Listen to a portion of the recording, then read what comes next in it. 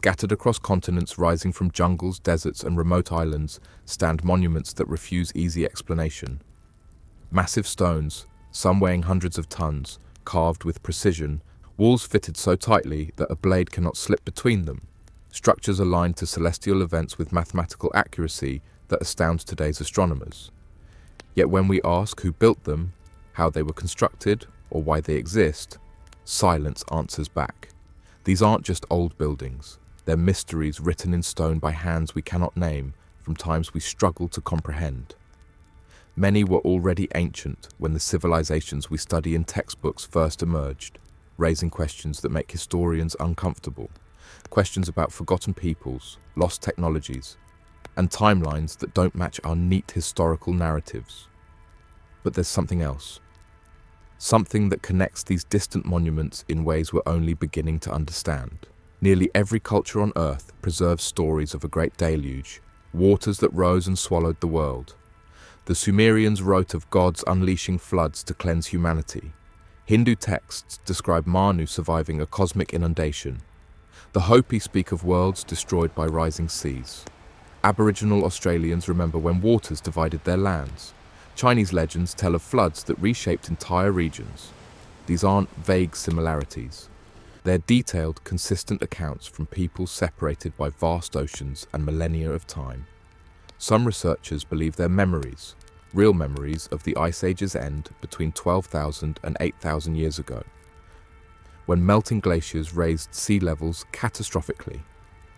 Others point to traditions, including biblical accounts, that place their floods much later, around 2300 BC, suggesting something different, something more sudden and devastating. What if those floods erased more than we imagine? What if the megaliths scattered across our world are the last surviving traces of civilization swept away in a single cataclysmic event?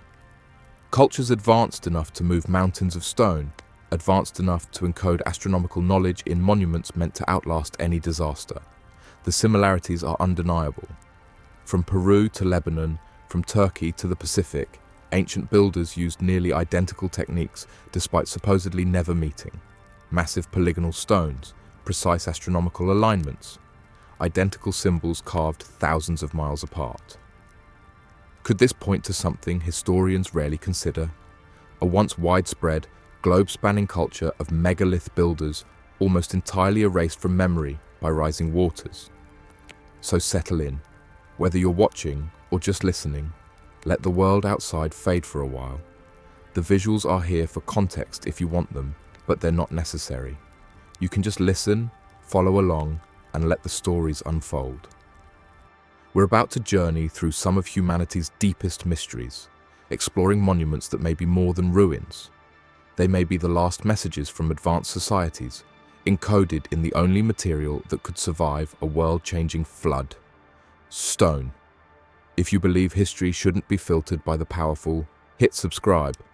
Only the ones afraid of truth will ignore this. Deep in Lebanon's fertile Bekaa Valley, surrounded by agricultural fields and distant mountains, stands a site that has puzzled visitors for millennia. Baalbek. Even from a distance, the scale is overwhelming.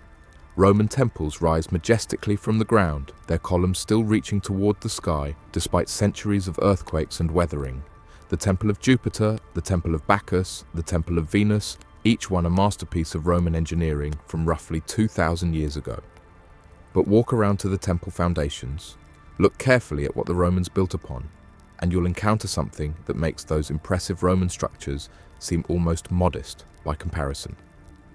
Beneath the temples lies a platform constructed from stones so massive, so precisely placed, that even Roman engineers, masters of concrete and architecture, apparently chose not to disturb them, instead building directly on top of this ancient foundation. This foundation is known as the Trilithon, 3 enormous limestone blocks, each one weighing approximately 800 tons. To put that in perspective, imagine 2 fully loaded Boeing 747 jumbo jets. Now imagine them made of solid limestone. That's roughly the weight of each block. These aren't rough-hewn boulders rolled into position. They're carefully cut, shaped, transported, and placed with such precision that even today, Sliding a sheet of paper between them proves impossible. But the mystery deepens further. Near the ancient quarry, approximately 1 kilometer from Baalbek, lies another stone called the Stone of the Pregnant Woman. This single block weighs an estimated 1,000 tons, making it one of the largest carved stones ever created by human hands anywhere on Earth. It still lies in the quarry, apparently abandoned mid-process, though partially shaped and prepared for transport. Just imagining the logistics of moving such a stone makes modern engineers shake their heads in disbelief. Even with today's most powerful cranes, specialized transport equipment, and computer-aided engineering, moving a 1,000-ton stone would challenge the best contractors. The heaviest cranes in the world max out around 10,000 to 20,000 tons of lifting capacity, but positioning them, preparing the route, and actually conducting the move would require months of planning and millions of dollars. Yet ancient builders, supposedly equipped with only bronze tools, wooden levers and rope, planned to move this stone uphill over uneven terrain to incorporate it into their structure. The question becomes even more perplexing when examining how the trilithon stones were placed. They don't sit at ground level. They're positioned several meters up in the temple platform, meaning workers somehow lifted these 800-ton blocks, then slid them precisely into position next to each other. Archaeologists and engineers have proposed numerous theories over the decades. Perhaps thousands of workers used complex pulley systems, ramps, and levers to inch the stones slowly upward. Perhaps they built massive earthen ramps, hauled the stones up, then removed the ramps afterward. Yet when researchers attempt to recreate these methods experimentally, they consistently encounter problems. The friction generated by dragging such weight creates enormous resistance. Ropes would snap under the strain, wooden rollers would splinter and break. And coordinating thousands of people to pull or push in perfect unison without any of the communication technology we take for granted presents logistical nightmares. The mathematics work on paper, barely, but translating them to reality proves far more challenging than theory suggests. Local Lebanese folklore offers a refreshingly different explanation, one passed down through generations with remarkable consistency. The stories speak of giants who once inhabited the Bekaa Valley, beings of enormous physical strength and mysterious powers. According to legend, these giants lifted the massive stones effortlessly, placing them into temple foundations as easily as ordinary people might arrange furniture. They possessed knowledge and abilities that seemed almost magical to normal humans. And when their work was finished, they vanished, leaving only these impossible stones as evidence of their existence. To modern ears, tales of giants sound like pure fantasy, relics of a pre-scientific age when mythology explained what knowledge could not. Yet it's worth noting that stories of giant builders appear across numerous cultures worldwide. The British attribute Stonehenge to giants in medieval legends. Armenian traditions credit enormous beings with constructing their ancient megaliths. Greek mythology features Cyclops building massive stone walls. Could these be entirely independent fantasies? Or might they preserve garbled memories of something real, perhaps not literal giants, but people whose capabilities seemed giant-like to those who came after? Ancient texts provide intriguing clues. Pliny the Elder, the Roman historian writing in the 1st century AD, visited Baalbek and marveled at its foundation stones. He explicitly noted that the Romans themselves didn't build this platform, instead attributing it to peoples from a much earlier time.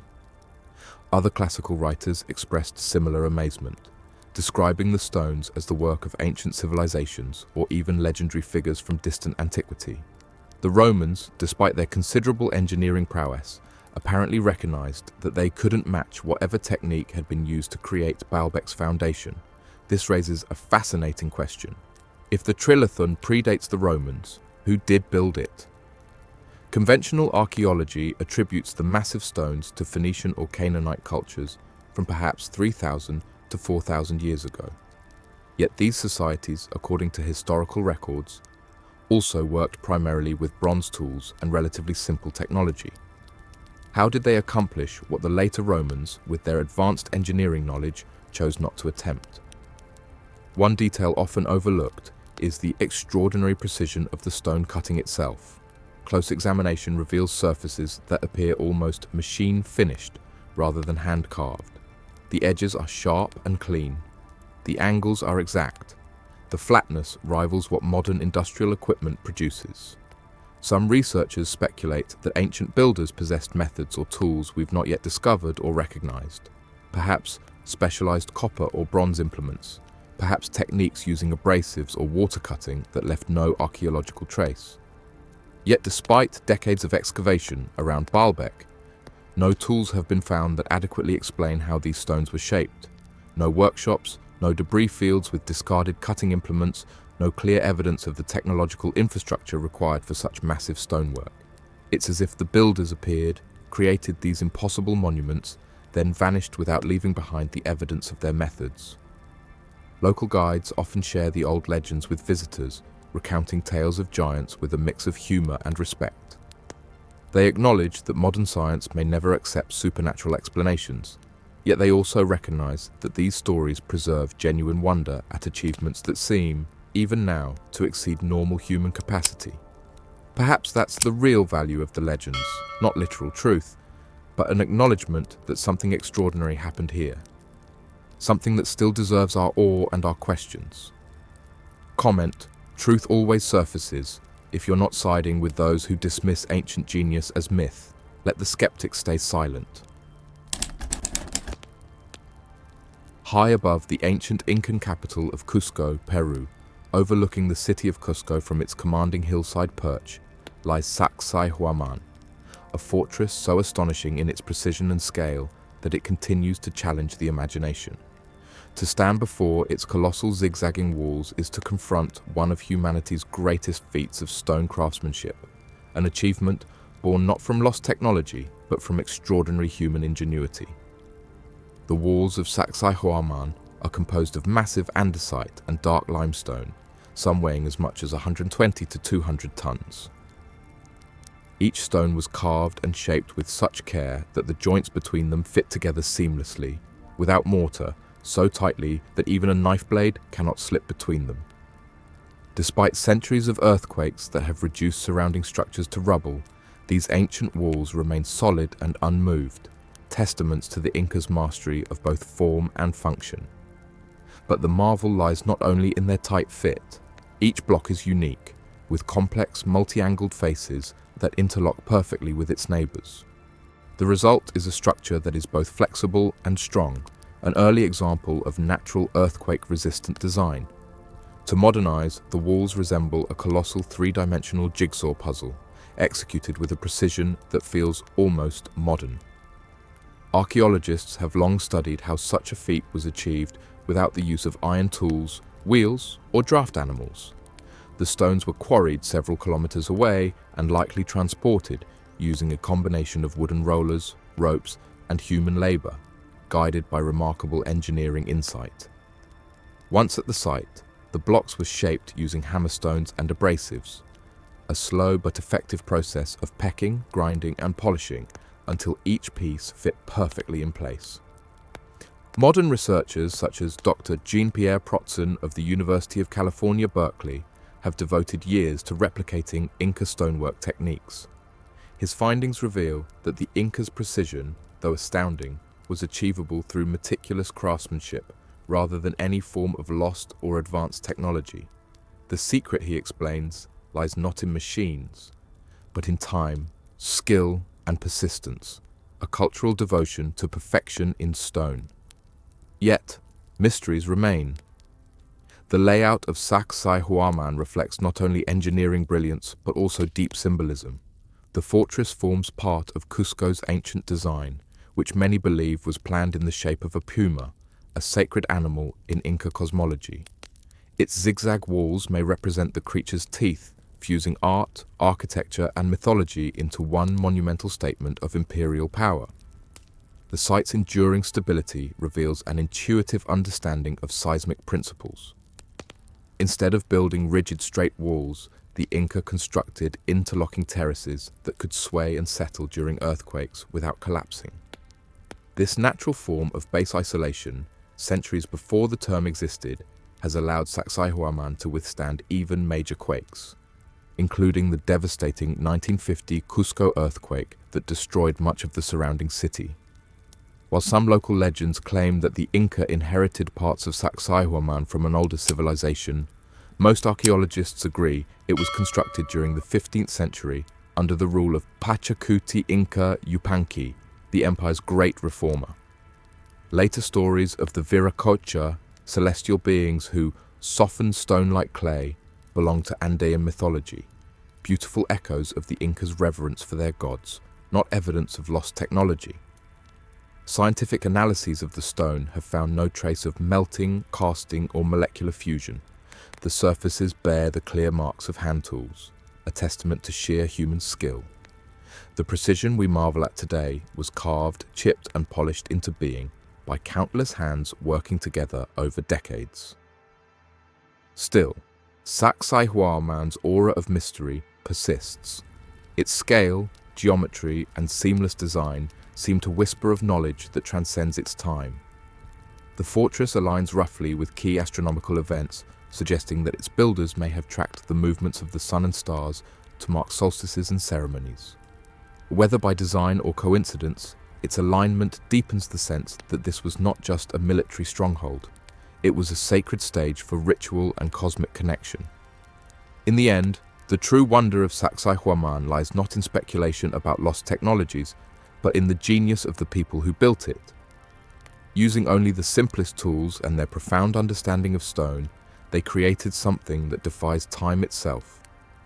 Each block, each curve, each perfect joint stands as a silent declaration of what the human spirit can accomplish when patience, purpose, and precision unite. More than 5 centuries later, the more we learn about Sacsayhuamán, the more it challenges our understanding of what was possible in the ancient world. Every new technological analysis reveals additional layers of sophistication that push the boundaries of what we thought ancient peoples could achieve.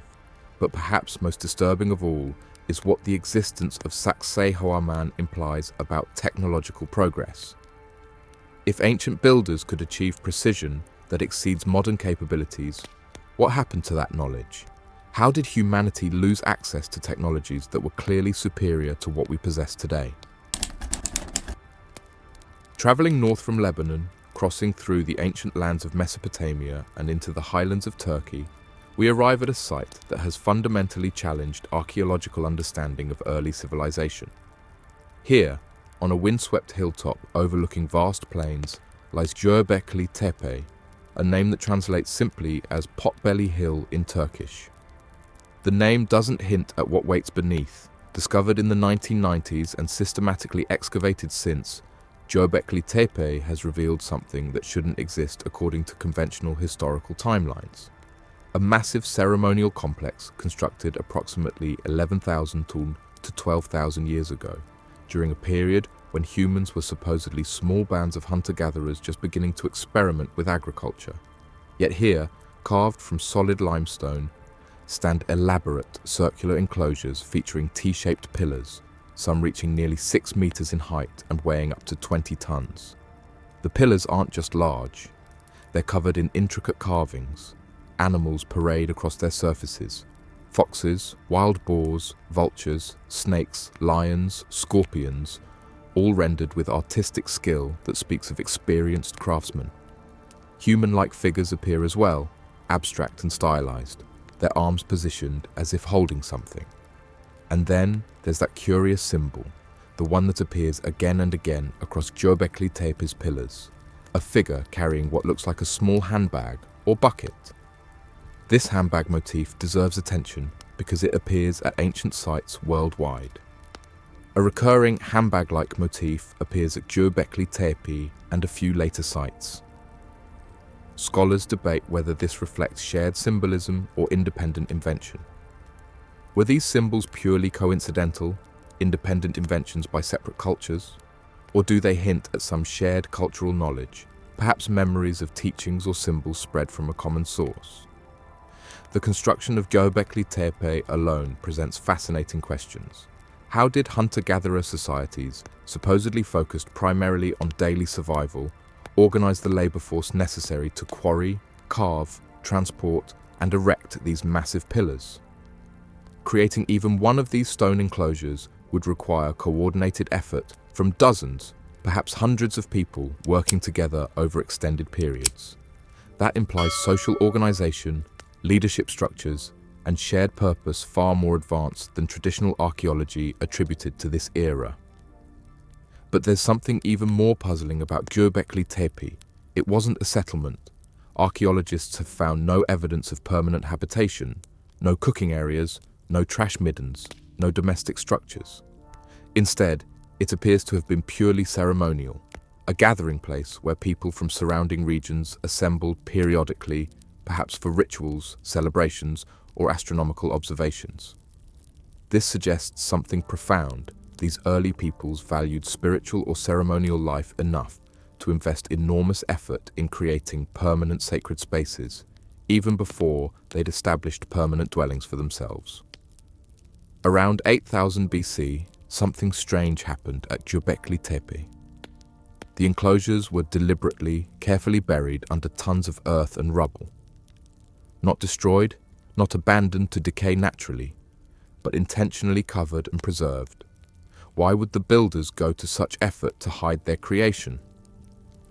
Some archaeologists speculate it may have marked the end of an era, a ceremonial closure when the site's original purpose was fulfilled. Others wonder if it was meant to protect the site from some anticipated threat. We simply don't know. What we do know is that Göbekli Tepe isn't alone.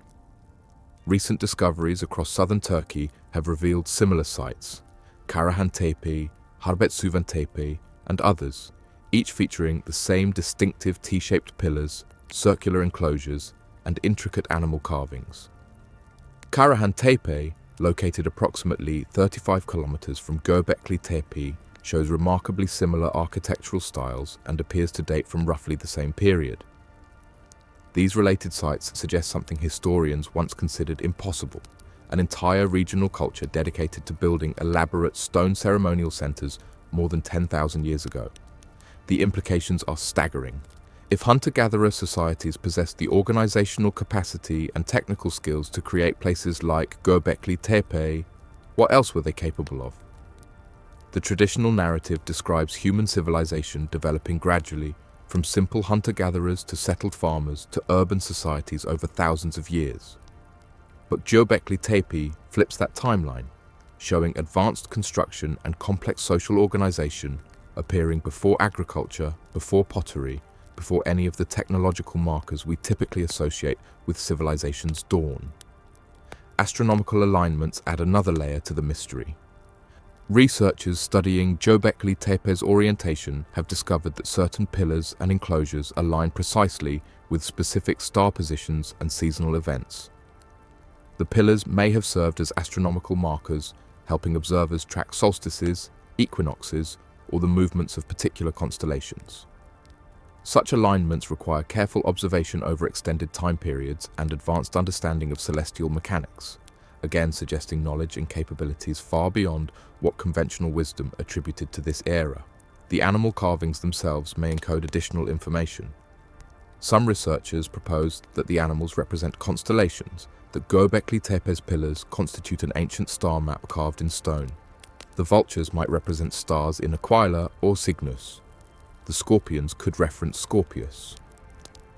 While speculative, such interpretations recognize that these carvings were clearly meaningful to their creators, not merely decorative, but perhaps instructional, preserving knowledge the builders considered essential.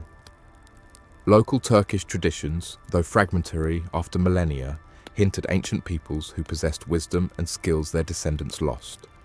Stories speak of teachers or wise ones who came from elsewhere, bringing knowledge of the stars, the seasons, building techniques and spiritual practices, then vanishing mysteriously. While mythology rather than history, such tales echo patterns found globally, cultures remembering earlier peoples whose capabilities seemed almost supernatural to later generations. Standing among Göbekli Tepe's pillars today, carved stone rising from carefully excavated enclosures, visitors can't help but sense they're encountering something profound. This isn't just an archaeological site. It's evidence that our understanding of human history remains incomplete. that advanced societies existed millennia before we thought they could, that ancient peoples were far more capable, organized, and knowledgeable than traditional narratives acknowledged. Ongoing excavations at Göbekli Tepe and related sites continue revealing new structures, new carvings, new mysteries. Ground-penetrating radar suggests much more remains buried, perhaps dozens of additional enclosures waiting beneath the soil. Each new discovery adds detail to our understanding, while simultaneously raising fresh questions about who these builders were, what motivated their massive construction projects, and what ultimately happened to them. Perhaps most intriguingly, Göbekli Tepe's deliberate burial around 8000 BC coincides roughly with the period when agriculture was spreading across the region and settled villages were becoming more common. Did the rise of agricultural societies somehow make these ceremonial centers obsolete? Or did environmental or cultural changes force their closure? The site seems to mark a transition point, standing at the boundary between one era of human life and another, preserving in stone the final monuments of a worldview that was passing away. What we can say with certainty is that Göbekli Tepe fundamentally altered how archaeologists view early human societies. It demonstrated that complexity and sophistication emerged earlier than anyone imagined. It showed that monumental architecture predated many technologies we thought necessary for such achievements, and it opened the door to reconsidering other mysteries worldwide, asking whether we've been too quick to dismiss evidence of advanced capabilities in supposedly primitive times. The site continues to capture imaginations, not just among archaeologists, but among anyone fascinated by humanity's hidden past. It reminds us that beneath our feet, beneath modern cities and agricultural fields, may lie countless other sites waiting for discovery. Sites that will continue challenging and refining our understanding of where we came from and what our ancestors achieved in times we once dismissed as dark and unadvanced. Like this video and subscribe to the channel if you believe knowledge was lost, not erased. The deniers want you to scroll past and forget, but truth deserves light. From the high plateaus of Turkey, we now descend to Egypt, land famous for pyramids and pharaohs, yet concealing lesser-known sites equally mysterious. Behind the temple of Seti at Abydos, partially hidden and rarely visited by tourists, lies a subterranean structure known as the Osirion. At first encounter, something feels wrong here. Wrong in the sense that this place doesn't match typical Egyptian architecture at all. Descending into the Osirion feels like stepping backward through time, not just centuries but millennia. The structure sits partially below ground level, its chambers often filled with the groundwater seeping up through the sandy soil. Massive granite pillars, each weighing approximately 100 tons, rise from the water, arranged in precise geometrical patterns around a central island. The pillars support huge granite lintels, creating a symmetrical chamber that exudes stark minimalist elegance. What immediately strikes visitors is the difference between this and typical Egyptian construction. Walk through almost any Egyptian temple, Karnak, Luxor, Abu Simbel, and you'll find walls covered with hieroglyphics, colorful murals, intricate reliefs depicting gods, pharaohs, and daily life. The Osirion has none of this. Its surfaces are smooth, almost austere. The stonework displays extraordinary precision, sharp edges, perfect angles, tight joints, all achieved without mortar, similar to the megalithic walls found in distant Peru or Lebanon. This architectural style stands completely apart from the ornate Egyptian tradition. The contrast with the Temple of Seti built directly above and adjacent to the Osirion couldn't be more dramatic. Seti's temple features everything we expect from New Kingdom Egyptian architecture: elaborate carvings, painted reliefs, detailed inscriptions. Yet his builders apparently constructed their temple around the Osirion, incorporating this older structure rather than demolishing it. Why would they do that unless they considered it too significant, too sacred, or perhaps too difficult to dismantle? Traditional Egyptologists date the Osirion to Pharaoh Seti I's reign, roughly 1290 to 1279 BC, arguing it was built as a symbolic tomb for Osiris, god of the afterlife. However, this attribution rests on somewhat uncertain ground. The architectural style doesn't match other structures from Seti's era. The weathering patterns on the stones suggest exposure to significantly more water than the region has received during recorded Egyptian history. And perhaps most tellingly, no inscriptions or cartouches definitively link the Osirion to Seti's construction projects. Alternative researchers, examining the extensive water erosion visible on the Osirian stones, propose a much earlier date. They note similar erosion patterns on the Great Sphinx at Giza, suggesting both structures experienced prolonged rainfall or flooding, conditions that haven't existed in Egypt since the end of the last ice age, perhaps 10,000 years ago or more. If true, this would make the Osirion thousands of years older than dynastic Egypt, a remnant from a civilization that predates the pharaohs entirely. Egyptian mythology itself supports the idea of inherited structures. Ancient Egyptian texts consistently describe certain sacred sites, especially those associated with Osiris, as being inherited from a much earlier time. They spoke of the first time, a golden age when gods and semi-divine beings walked the earth directly, establishing the temples and sacred places that later Egyptians only maintained. The Egyptians called these ancient predecessors the Shemsu-Hor, followers of Horus, divine or semi-divine kings who ruled before the first dynasty began. According to Egyptian tradition, the Shemsu-Hor possessed advanced knowledge, building monumental architecture and establishing religious practices that later generations preserved but couldn't replicate. Could the Osirion represent one of these legendary inherited structures? Its architecture certainly matches Egyptian descriptions of buildings from the first time. Massive scale, precision engineering, construction techniques unlike anything from the dynastic period. There's another fascinating detail. The Osirion shares architectural and engineering similarities with other enigmatic ancient sites worldwide, particularly Sacsayhuamán in Peru. Both employ enormous stones fitted without mortar. Both exist at sacred sites with deep ceremonial significance. These parallels hint at shared knowledge or methods from a remote past, though definitive proof remains elusive. Water continues to be the Osirion's most persistent mystery. The chambers flood regularly with groundwater, creating a shallow pool that's existed since antiquity. Some researchers suggest this was intentional, that the structure was designed to incorporate water symbolically, representing the primordial waters from which Egyptian mythology says all creation emerged. Others argue the flooding is simply a consequence of changing water tables over millennia. Either way, the persistent water limits archaeological exploration, preserving the Osirian secrets beneath its shallow pool. Local guides and historians around Abydos speak of the Osirion with reverence mixed with curiosity. Stories passed down through generations hint at lost civilizations and divine beings who once interacted directly with humans. Even now, these legends persist, treated less as fanciful myths and more as echoes of something real, memories preserved through storytelling when writing couldn't capture the full truth. The Osirion's existence challenges comfortable narratives about Egyptian history.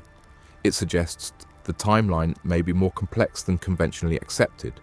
It raises possibilities that advanced construction capabilities existed earlier than acknowledged. And it invites us to consider that some of Egypt's most famous monuments might not be entirely Egyptian in origin, but rather inherited from predecessors whose names and stories have faded from everything except legend and stone. As archaeological techniques improve, perhaps future investigations will finally reveal the Osirion's true age and origins. Until then, this mysterious subterranean chamber remains what it has been for millennia, a silent puzzle carved in granite, waiting patiently for someone to finally understand its message.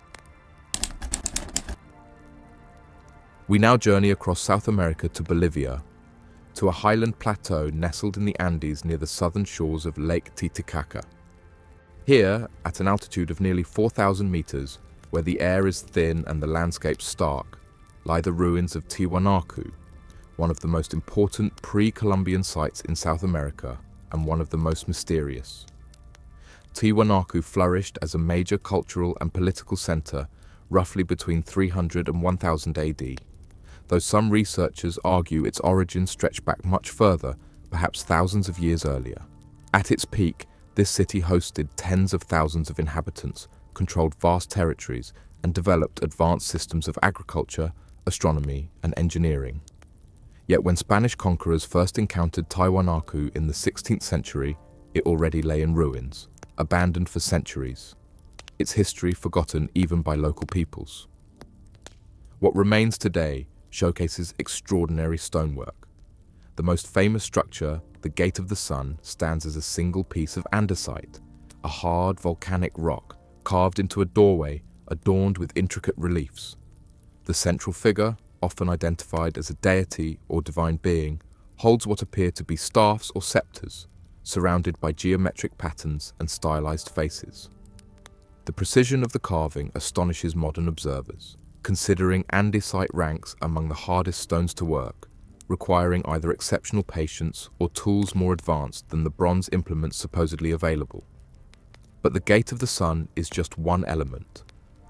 Tiwanaku's ceremonial center includes massive stone platforms, the Akapana Pyramid, and precisely cut stones fitted together with techniques similar to those at Sacsayhuamán.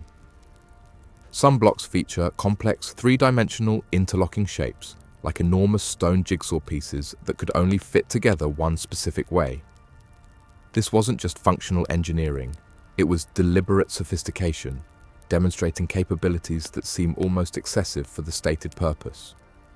One of Tiwanaku's most puzzling features is the Pumapunku complex, located near the main ceremonial center. Here, massive stones, some weighing over 100 tons, display precision cutting that looks almost machined. Smooth surfaces, sharp right angles, intricate grooves, all carved from hard igneous rock. Some stones feature H-shaped indentations, precisely measured and positioned, whose purpose remains unclear.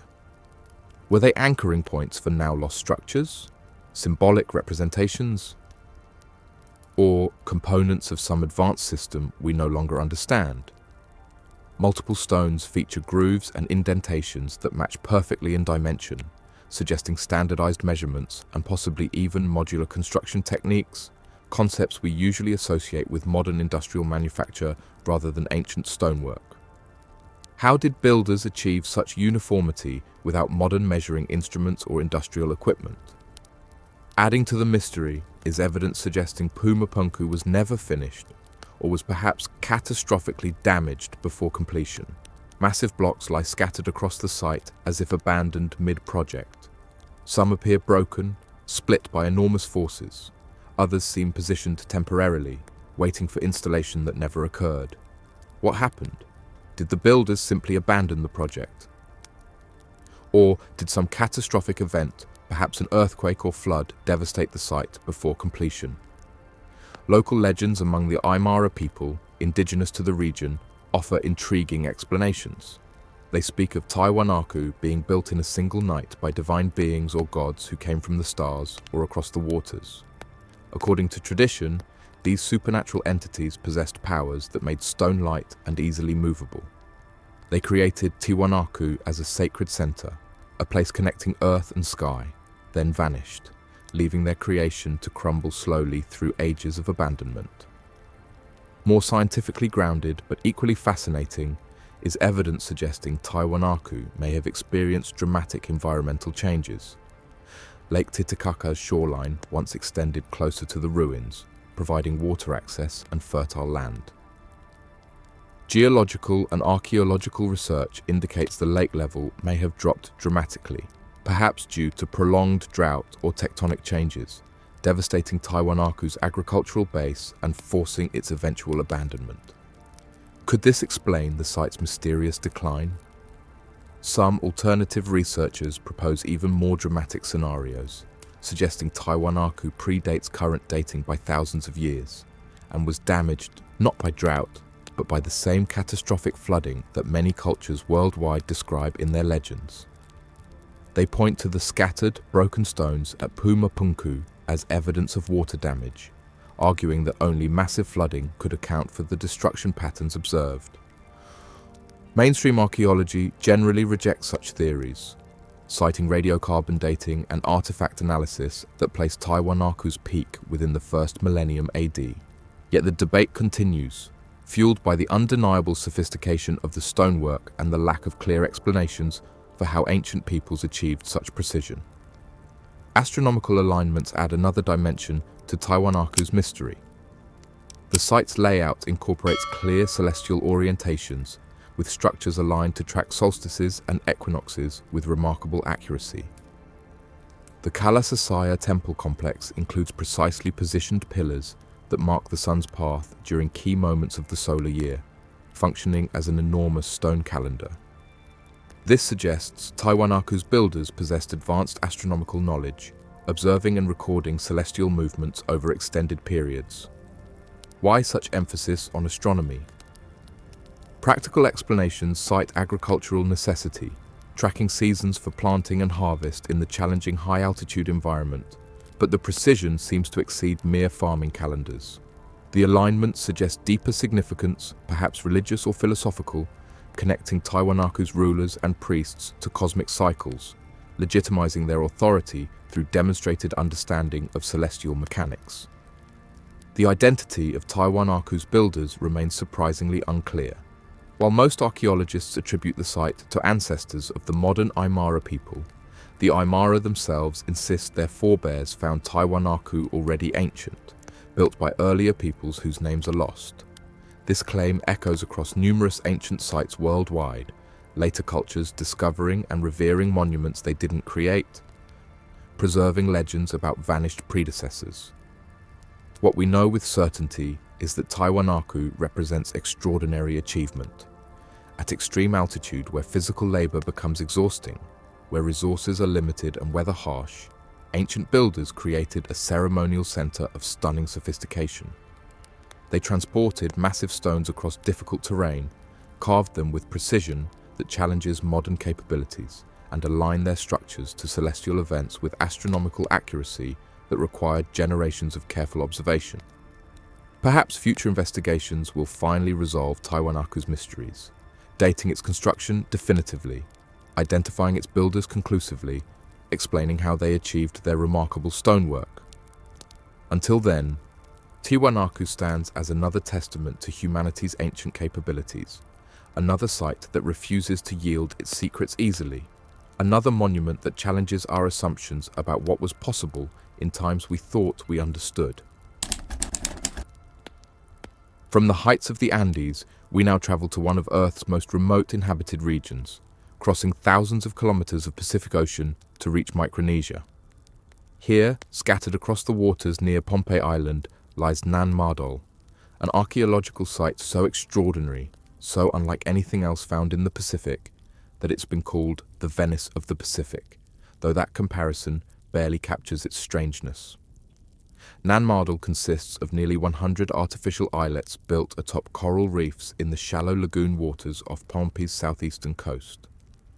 These islets, constructed from massive basalt logs, stacked like enormous Lincoln logs to form walls, platforms and enclosures, stretch across approximately 200 acres of lagoon. The sheer scope staggers the imagination. Millions of tons of basalt, quarried, transported, and carefully arranged to create an entire city built on water. The basalt logs, called columnar basalt, formed naturally when ancient volcanic lava cooled slowly, fracturing into long hexagonal columns.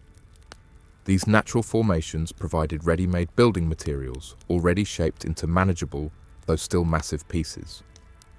Yet even granting this natural advantage, moving them presents enormous challenges. Each log weighs several tons.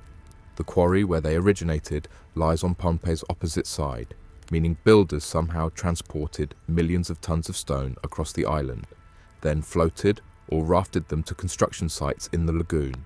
How was this accomplished? Traditional explanations suggest Pohnpeians used bamboo rafts or outrigger canoes to float basalt logs across the lagoon, then positioned them into walls and structures. While plausible, the scale seems overwhelming. Creating Nan Madol would have required centuries of sustained effort, coordinating massive labor forces, transporting incomprehensible quantities of stone, all while maintaining daily life, agriculture, fishing, and social organization. What motivated such extraordinary investment? Local legends provide fascinating answers. though they venture into territory modern science struggles to accept.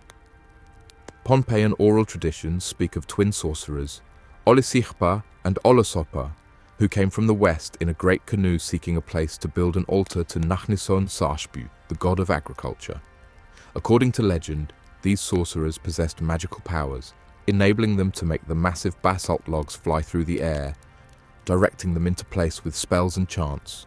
The stones obeyed their commands, building Nan Madol almost effortlessly while the sorcerers guided their movements. Modern observers dismiss such tales as mythological explanations for engineering achievements people couldn't otherwise understand. Yet the legends persist, passed down through generations with remarkable consistency. They describe advanced abilities, supernatural or otherwise, that made the impossible seem routine. Could these stories preserve garbled memories of actual techniques, perhaps leveraging, rafting, or construction methods so advanced they seemed magical to later observers? Nan Madol's purpose adds another layer of intrigue. The site apparently served as a ceremonial and political center for Pohnpei's ruling Saudalur dynasty, which dominated the island for centuries until around 1500 AD. The islets hosted royal residences, ceremonial platforms, burial vaults, and administrative buildings, creating a concentrated seat of power, separated physically from the common population on the main island. This separation seems deliberate, symbolic. By building their capital on water, the Saudalur rulers created a space apart, inaccessible except by boat, emphasizing their elevated status. The largest islet, Nandauwas, served as the royal mortuary, where deceased rulers were entombed with ceremony and offerings. Other islets hosted priests, administrators, and craftsmen serving the royal court. Ordinary Pohnpeians remained on the main island, bringing tribute and maintaining distance from the sacred power center. But why build such a complex in a lagoon rather than on solid ground? Practical considerations suggest the lagoon's fish and seafood provided abundant food. The water created natural defenses against attack. And perhaps most importantly, tides flowing through Nan Madol's canals naturally flushed waste, maintaining sanitation in what would otherwise become problematic in tropical heat. Yet these practical benefits don't fully explain the site's grandeur. Nan Madol represents something beyond mere functionality. It demonstrates power, capability, and ambition on a scale rarely seen in Pacific Island cultures. The construction techniques themselves deserve attention. The basalt logs aren't simply stacked randomly. They're carefully arranged in crisscross patterns, creating stable walls that have withstood centuries of weather, storms, and sea level changes. Some walls reach heights of 15 meters, built without mortar, relying purely on weight and friction to maintain stability. The precision required to achieve this, ensuring each log rests properly without shifting or collapsing, speaks to advanced engineering understanding. Adding to the mystery are curious acoustic properties noticed by some visitors. Certain enclosures at Nan Madol produce unusual echoes and sound reverberations, amplifying voices or creating strange auditory effects. Whether this was intentional, designed for ceremonial purposes where chants and pronouncements would echo impressively, remains uncertain.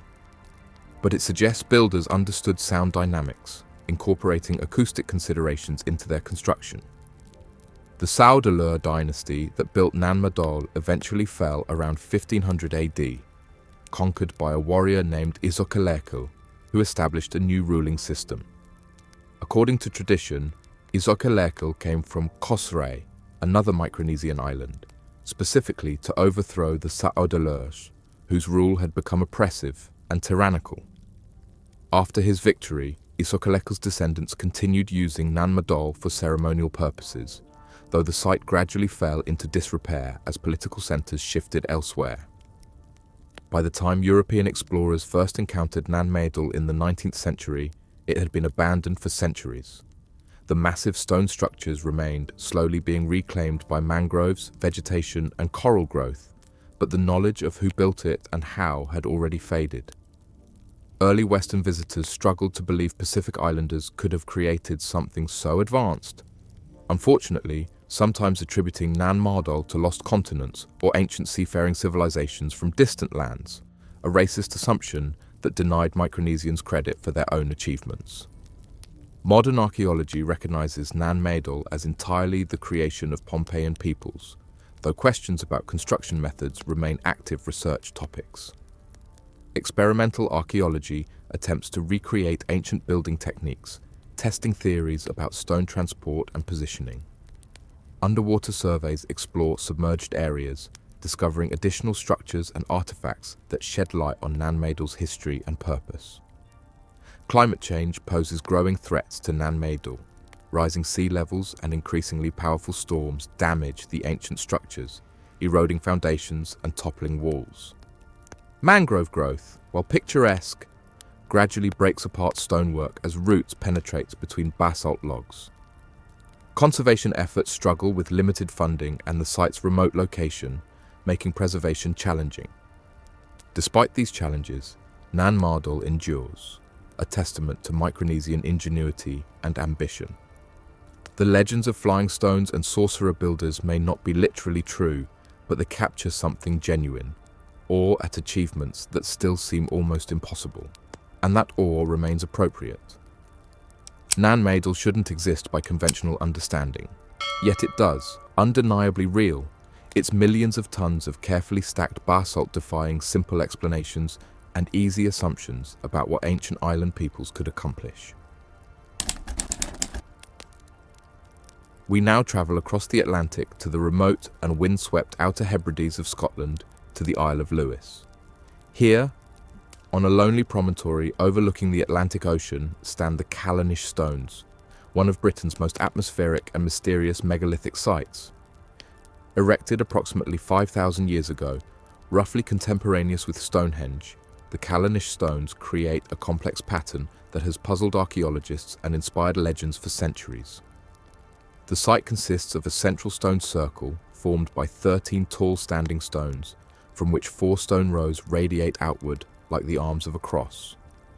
The longest row, extending northward, includes 19 additional stones, creating an avenue approaching the central circle. In total, the main site features over 30 standing stones, some reaching heights of nearly 5 meters, all carefully positioned to create the distinctive cruciform layout visible from above. The stones themselves are Lewisian gneiss, an ancient metamorphic rock forming the bedrock of the Isle of Lewis. While locally sourced, the stones still required significant effort to extract, shape, and position. Each megalith weighs several tons, and raising them upright, then securing them firmly enough to withstand millennia of Atlantic storms, demanded advanced engineering understanding and coordinated labor. What immediately intrigues researchers is the site's clear astronomical orientation. The stone rows align with multiple celestial events. The north-south avenue corresponds to meridian lines. The east-west axis may mark equinoxes.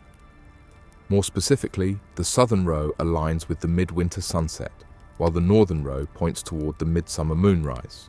These alignments aren't approximate. They're precise enough that ancient observers could have used them to track seasonal changes and lunar cycles accurately, but Callanish's astronomical significance extends beyond simple solstice markers.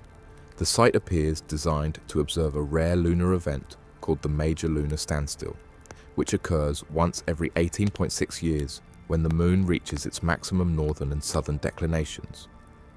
During this event, as viewed from Callanish, the moon appears to skim along the southern hills, creating a dramatic visual effect where the moon seems to dance along the landscape before setting.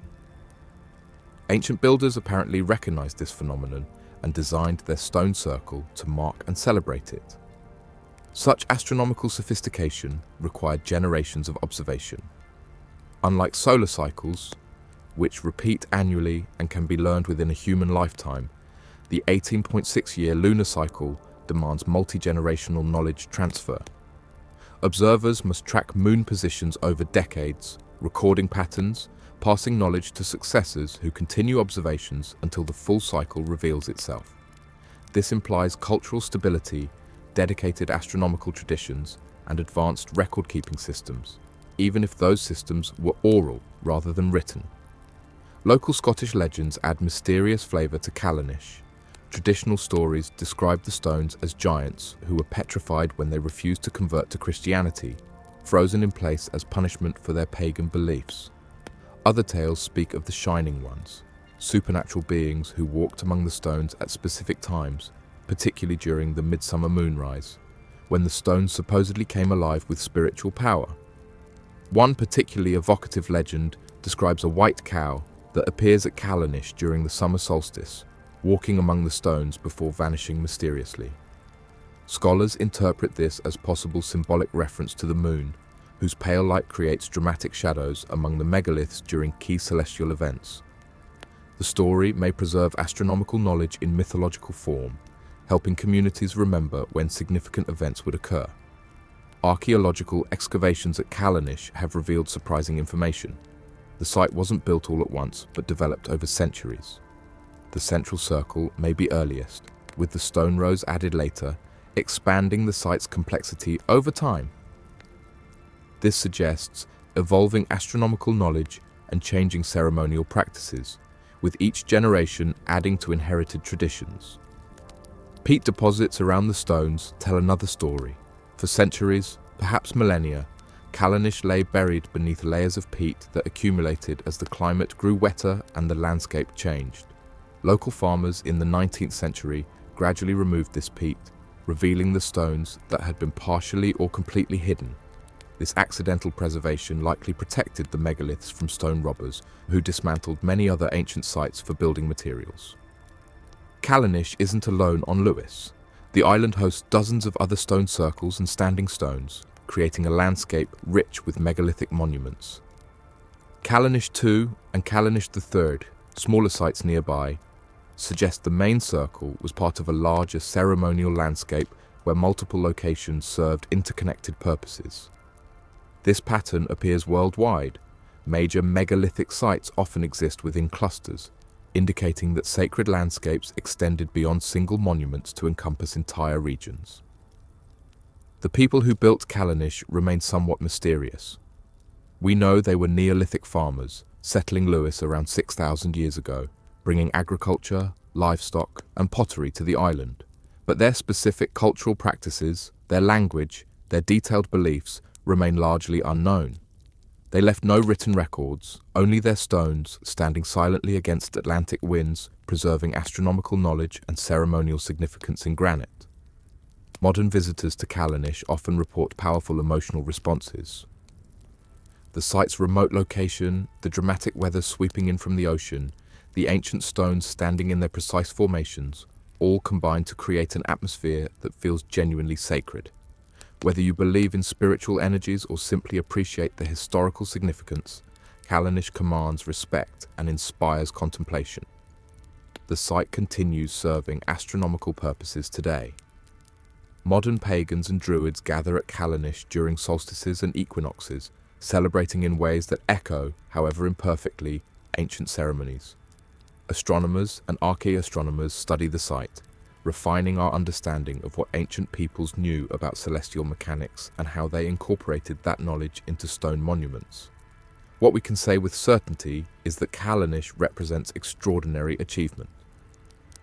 5,000 years ago, people living on a remote Scottish island possessed astronomical knowledge rivaling anything found elsewhere in ancient Europe. They organized labor forces capable of erecting complex megalithic structures.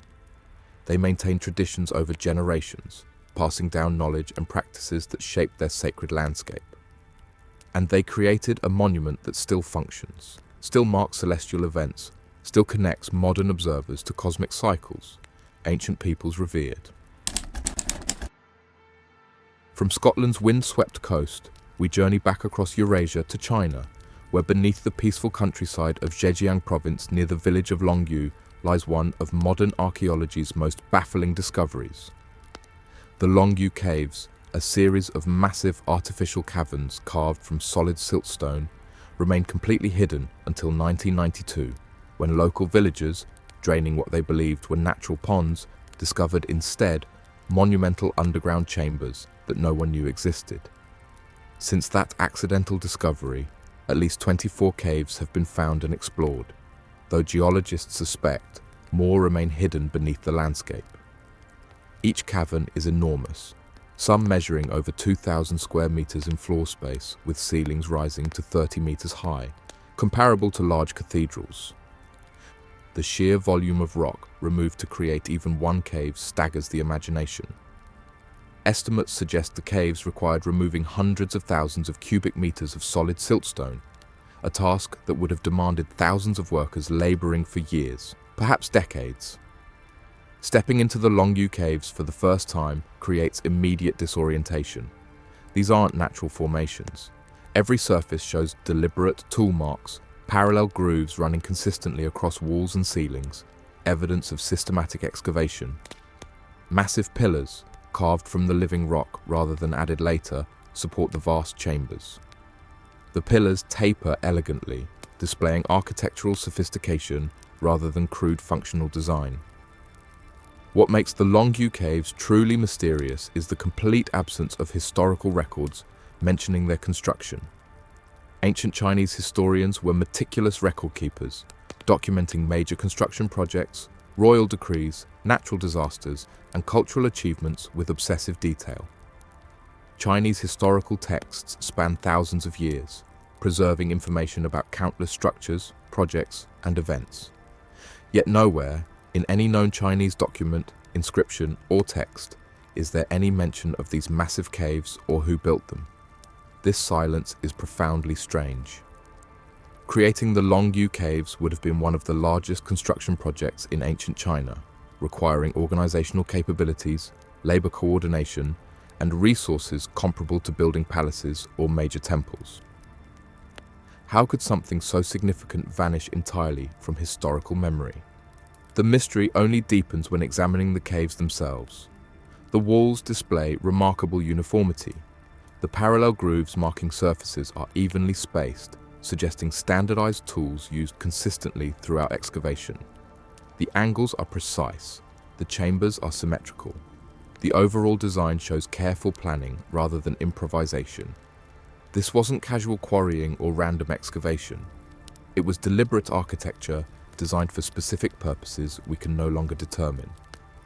Acoustic properties within the caves add another layer of intrigue. Sound behaves unusually here, echoing clearly, amplifying certain frequencies while dampening others. Speak softly, and your voice carries throughout the chamber. Clap your hands, and the echo returns crisply. Some researchers propose the caves were designed with acoustics in mind, perhaps serving ceremonial purposes where chanting, music, or ritual speech was important. But this remains speculation without supporting evidence. Artistic carvings decorate various surfaces within the caves. Unlike typical Chinese motifs familiar from temples and palaces, these carvings feature unique geometric patterns, spirals, waves, angular designs that don't match known Chinese artistic traditions from any documented period. The carvings seem deliberately symbolic rather than merely decorative, perhaps encoding information or representing concepts important to the builders. But without context, without any comparable examples from known Chinese cultures, interpretation remains guesswork. One detail puzzles everyone who studies the caves: the complete absence of soot. Creating these massive underground chambers would have required lighting. Workers couldn't carve in total darkness. Torches, oil lamps, or some form of illumination must have been necessary. Yet walls and ceilings show no soot deposits whatsoever, no black staining from smoke, no residue from burning materials. This absence defies logical explanation.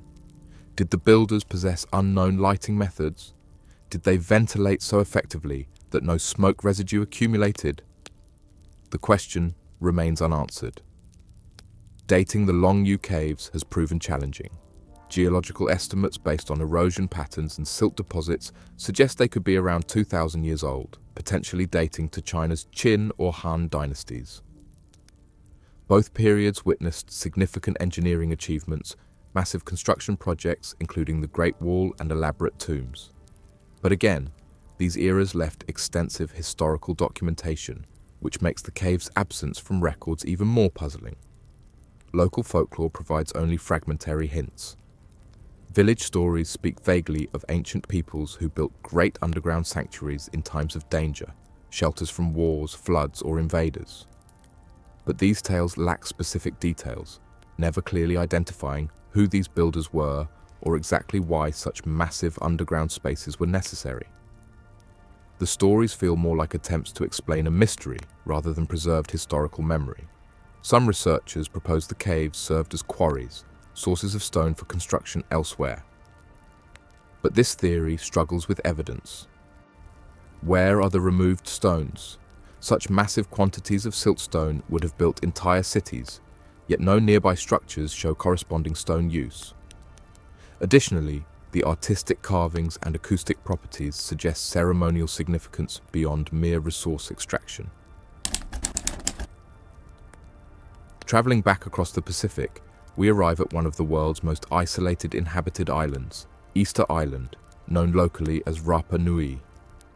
Rising from the southeastern Pacific Ocean, more than 3,500 kilometers from the nearest continent, this tiny volcanic island hosts approximately 900 stone statues called Moai that have captured global imagination and sparked endless debate about how ancient peoples accomplished such extraordinary feats. The Moai are immediately recognizable. Massive stone figures with oversized heads, heavy brows, long noses, and pursed lips, carved from volcanic tuff at the island's Rano Raraku quarry. They vary considerably in size. The average Moai stands roughly 4 meters tall and weighs around 14 tons, but some reach much larger dimensions. The largest ever attempted, still partially attached to the quarry bedrock, would have stood 21 meters tall and weighed over 250 tons if completed. Even imagining how ancient peoples planned to move such a colossus defies easy comprehension. What strikes observers immediately is the artistic consistency. Despite being carved by different hands over centuries, the Moai share distinctive features, almost as if created from standardized plans. The faces possess a solemn, contemplative expression.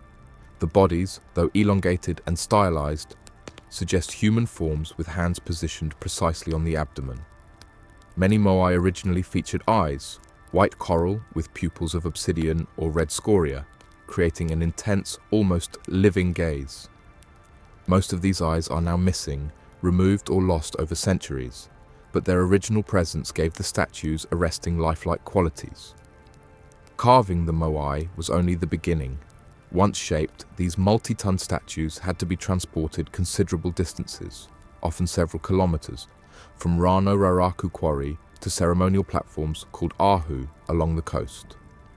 How Rapa Nui people accomplished this remains one of archaeology's enduring puzzles. The island possessed limited resources, particularly timber, yet moving such heavy stones across rough volcanic terrain would seemingly require substantial wooden sledges, rollers, or similar equipment. Numerous theories have been proposed and tested.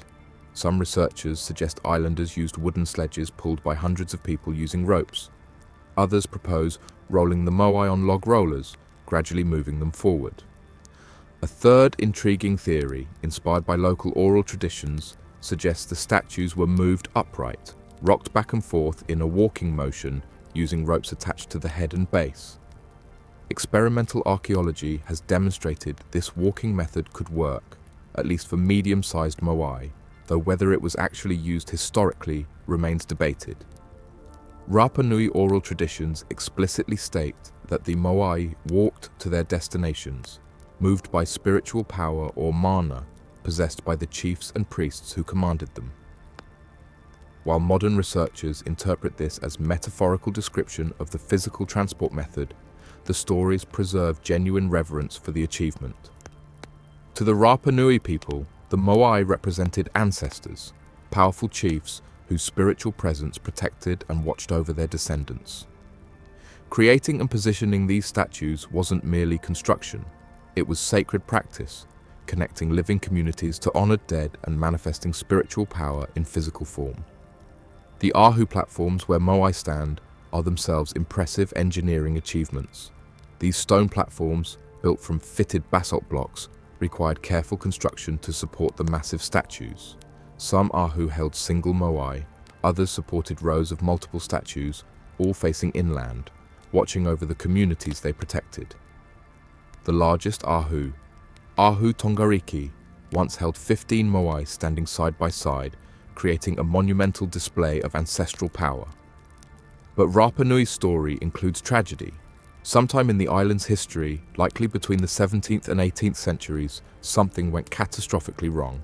Archaeological evidence reveals increasing social stress, declining resources, and violent conflict.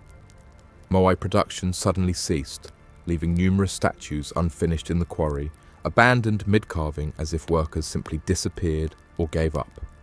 The island's population collapsed dramatically, fragmenting into competing groups. Many researchers attribute this collapse to environmental degradation. Rapa Nui once supported palm forests that provided timber, food, and other resources. Over-exploitation of these forests, driven partly by Moai construction, demands for transport logs, led to complete deforestation. Without trees, soil eroded, agricultural yields declined, and islanders could no longer build seaworthy boats for fishing. Environmental degradation spiraled into social catastrophe, resource conflicts, and population crash. Recent research suggests the story may be more complex. Geological evidence indicates Rapa Nui experienced severe droughts during the period of collapse. Pollen analysis reveals climate changes affecting vegetation patterns. Some researchers propose that rats, introduced by Polynesian settlers, devastated palm forests by consuming seeds, preventing regeneration. The truth likely involves multiple factors: environmental stress, climate change, social dynamics, and perhaps contact with outside peoples bringing disease. Intriguingly, local traditions describe catastrophic events beyond gradual environmental degradation. Stories speak of great waves that destroyed coastal villages, suggesting tsunamis struck the island. Given Rapa Nui's location in an active seismic zone, this seems plausible. Could sudden natural disasters have contributed to societal collapse? Did earthquakes or tsunamis devastate the population, disrupting social organization and ending the Moai building era? The toppling of Moai adds another mysterious chapter. At some point, possibly during the period of social collapse, most Moai were deliberately pushed over, often face down. Was this the result of intergroup conflicts, with competing clans destroying each other's ancestral statues? Was it rejection of the old religious system that had failed to prevent catastrophe? Or did conquering forces from elsewhere deliberately desecrate the monuments? We may never know with certainty. European contact, beginning in 1722, when Dutch explorer Jacob Roggeveen arrived, brought additional devastation. Disease, slave raids by Peruvian ships in the 1860s, and cultural disruption nearly destroyed Rapa Nui society entirely. By the late 19th century, the population had declined from perhaps 10,000 or more at its peak to barely 100 survivors. This demographic catastrophe meant that much traditional knowledge, including detailed information about Moai construction and the island's earlier history, was lost forever.